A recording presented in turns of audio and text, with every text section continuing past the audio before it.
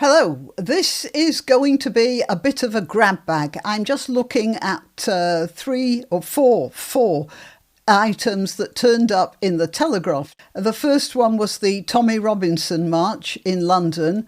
The second is an article about the end of the Conservative Party. The third is about Lucy Letby again. And the fourth is about the Gaza hostages. I'm Granniopteryx. I'm on YouTube, Rumble, BitChute and Minds.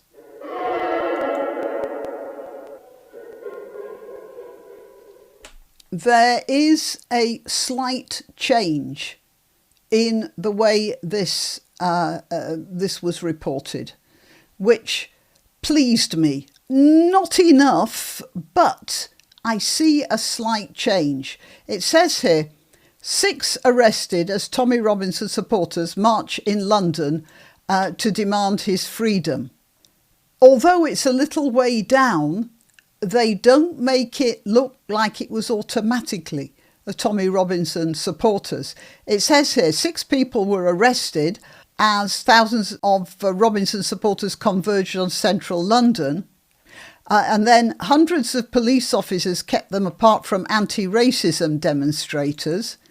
3 arrests were made in Whitehall after Robinson supporters entered the Stand Up to Racism rally area in breach of conditions.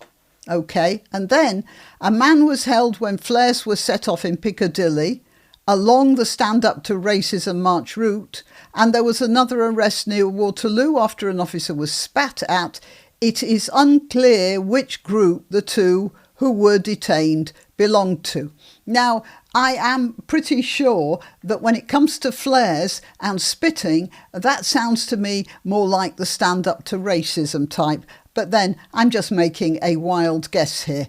And the Telegraph is not saying that when they could. Oh, basically, they weren't calling them a lot of rabble there this time. And they're not saying they're... Oh dear. Several carried England and Union flags, with one person holding a T-shirt that read, "Thank you, Elon Musk." It sounds like it was a very good, as is usual, it was a very good, well-mannered demonstration. And look at this, and the reports don't talk about the people being masked, hooded and drunk. There are no mentions of that. And I thought that may be an indication of a little bit of a change in the way the newspapers are thinking about Tommy Robinson. And then to carry on with this, I wish that Nigel Farage would come out in support of Tommy Robinson. I happen to know from someone else, or rather I have been told by someone else who knows Mr. Farage, that he absolutely hates, loathes and detests Tommy Robinson.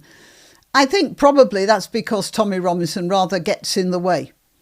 But it's also true that Robinson would not make a good politician. He would not be a good fit for the Reform Party. That is neither here nor there.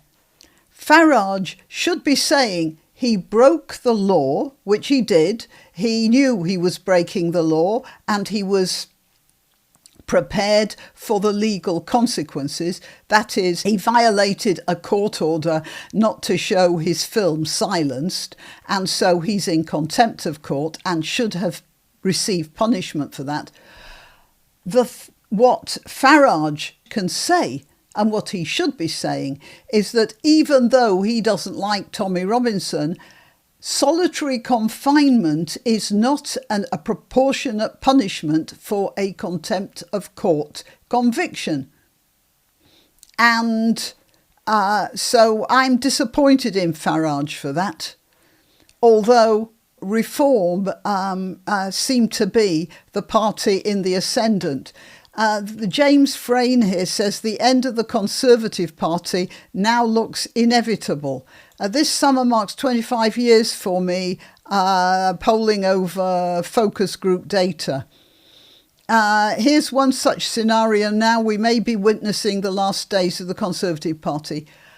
That is possible. I mean, my big hope is that the Conservatives and Reform are the two biggest parties elected to Parliament in the next elections. That's what I hope. And that they form opposition to each other. Senior Conservatives have grown up with the party, enjoyed recent landslides and the trappings of government. They assume the party has strong roots, power and relevance to voters. Reality check. Nobody across Britain cares about the Conservative Party. You see, the thing about the Conservative Party is it's got voters who think. A Labour Party for many years had voters who didn't think. They just voted. They voted Labour. You could have, as they often said in Wales, you could put a donkey up there with a red rosette on it and we'll vote for it. They did say that. I don't think that's going to happen again. But the Conservative voters have always been people who will vote for somebody else if they think the Conservative Party hasn't been acting properly. And that's what happened in this last election, of course. Nobody cares about the Conservative Party. Most voters know nothing of its history, never met any activists, and could not name more than a small handful of current Tory MPs. The party is an irrelevance culturally and institutionally. I don't think so. I think Kemi Badenoch is,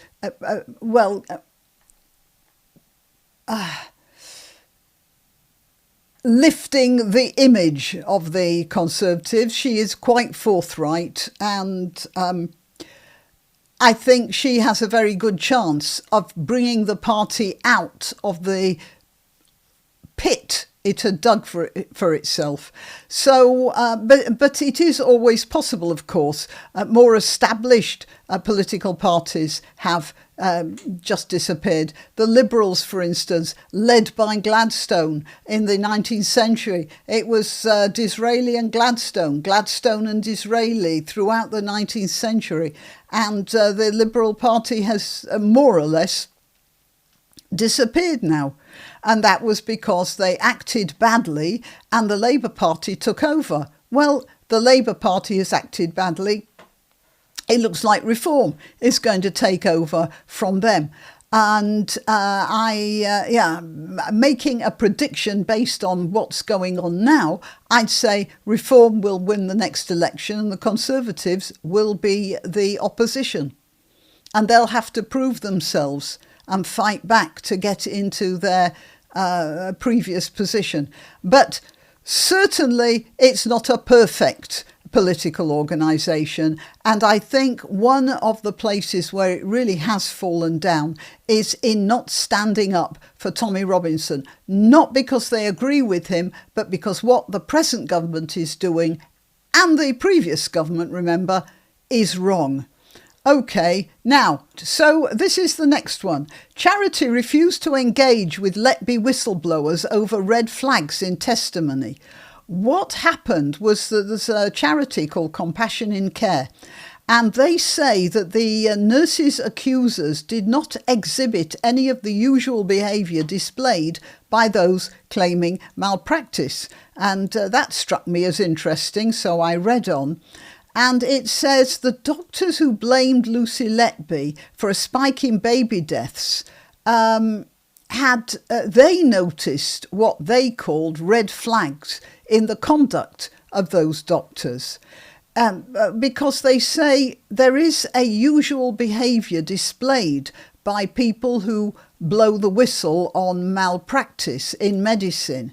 And what they mean is that when people see malpractice and they can't get any response from the authorities to stop it, they generally ring the police.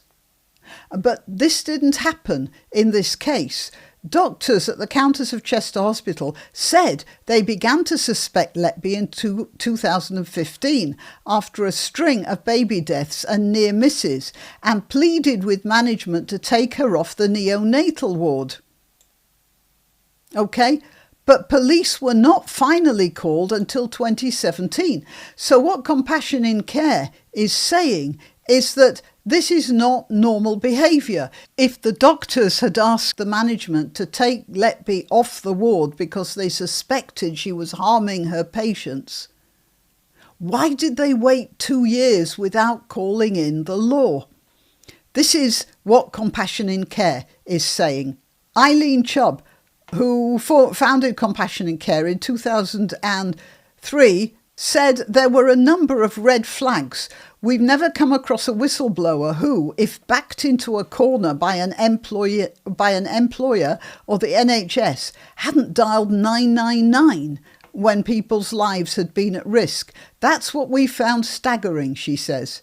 It stood out like a sore thumb, especially in a case where there were such serious concerns. I've never seen a whistleblower who thought babies were being harmed who left it for more than a week. But in this case, they left it for a number of years. Almost 3, I believe. Right, so there have been some queries about the statistics used for convicting this young woman. Now, as I've said before, I wasn't at the... now, hang on, do I have the right microphone? Oh, yeah. I wasn't at the trial, and it was a very long trial, and perhaps it was too long. And they prosecuted her over a lot of babies, not just one at a time. So they weren't separate trials. It was one big trial. And because of lockdown, it dragged on and on and on. And altogether, the whole thing was not fair, really, in many ways. Was she guilty or was she innocent? I cannot say. I looked at one of the cases, and one of the cases seemed to me to have reasonable doubt, and the mercury on the thermometer in British law is that reasonable doubt gets you off. And I just saw one case, I think it was baby C. It just didn't make any sense, and the witness for the prosecution changed his mind after the case had finished. So altogether, it wasn't very good. And so, yeah, do I think she's innocent? I don't know. What I do know is that there appears to be reasonable doubt. Would I have her looking after my babies? No. But that's another matter. We are talking here about reasonable doubt, and it seems like there is. And now this charity, Compassion in Care, says that there was something wrong with the reporting. At a press conference called by Letby's barrister, Richard Taylor, an eminent neonatologist, claimed that a mistake by one of the doctors had led to the death of one of the babies. A mistake by another doctor, who was granted anonymity during the trial, was known to have led to the death of another baby in 2014. Those questioning the verdict claim that the neonatal unit was understaffed and overcrowded after years of cost cutting, with consultants carrying out rounds just twice a week. The consultants are the specialists, so it looks like the ward was left to a bunch of harassed, more junior doctors. Anyway, it looks like the whole ward was a bit chaotic, or a lot chaotic, and it also appears that the usual ways of reporting suspicious activity just didn't happen in this case. And altogether, I think there's something wrong there. Right, and the next one, the Gaza thing. Well, they haven't released the mother and 2 children. We saw pictures of them. Shiri, Bibas, and their 2 sons, Ariel, who was 4, and Kfir, who was 9 months old. They were taken hostage by these barbarians. And I said at the time that they would not come out again. I am very much afraid that the mother was disposed of and the two children were sold. They would have fetched a very high price in the Arab world, with their red hair, sort of pale-skinned, red-haired children. They would have been quite desirable, I hope, just for adoption. But that's it. So I'm assuming that Hamas made a little bit of money on the side out of those kids. And the mother, of course, was superfluous to requirements. I know that sounds very hard-hearted. And I know that there are many Israelis watching my videos. But look, we all know that these guys were barbarians. And I think maybe the Israelis have to be a lot more realistic about them. Well, they are becoming a lot more realistic, aren't they? As are we over here in the West, I hope. Oh, and I almost forgot here. Let's have a look at this. Talking about being realistic. This was on Good Morning Britain.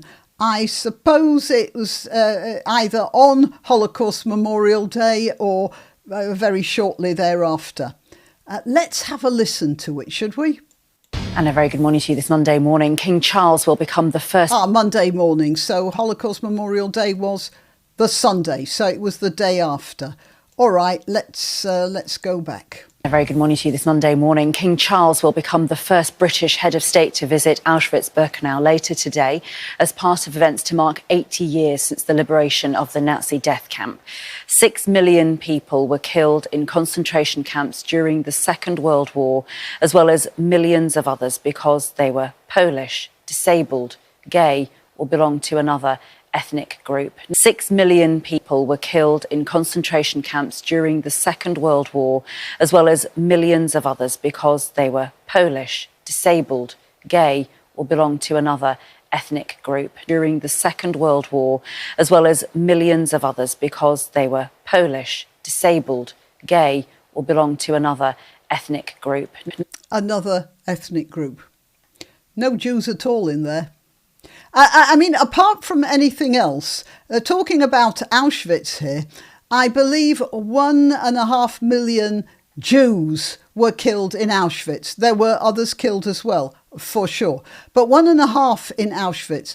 6 million Jews died in various other camps, and they didn't even rate going to a camp. They were just summarily shot or died in ghettos of rampant disease, from crowded conditions and lack of any sort of medical attention and that sort of thing. 6 million Jews disappeared out of Europe. We know that because we have the records. And a lot more people died who were not Jews.